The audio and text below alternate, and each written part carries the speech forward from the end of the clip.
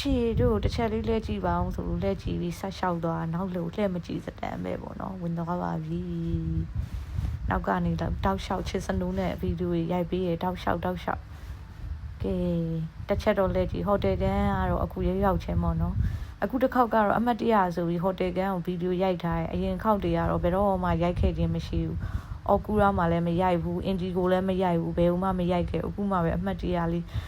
ရိုက်လိုက်ပါအောင်မယ်ဆိုပြီးဓာတ်ဗီဒီယိုလေး record လုပ်ထားတယ်ပေါ့နော်ရောက်ချင်းမို့လို့အခုလို့ရှင်းနေတာပေါ့နော်မကြခင်မှာတော့အခန်းကပွားတော့မှအသေးချပါပဲပေါ့ကဲအခုကတော့ရှင်းပြီးလှနေသေးရပေါ့ဒါမြင်ကွင်းတွေရှုခင်းတွေပေါ့နော်ဒီဟိုတယ်ကတော့တောင်းလော် area မှာတည်ခဲ့ရပေါ့ဟိုတယ်ရေကူးကန်လည်းလှရပေါ့နော်ဒါမဲ့ရေကူးဝတ်စုံမပါဝါနဲ့စပင်းလေးပြက်စီးနေတာနဲ့ရေကတော့ဆေးမကူးဖြစ်ဘူးပေါ့ဘန်ကောက်ရောက်တဲ့အမြဲတွေ့တဲ့မာကြီးအေးပြန်စော်ကလည်းအဲ့နေရာရောက်လာတယ်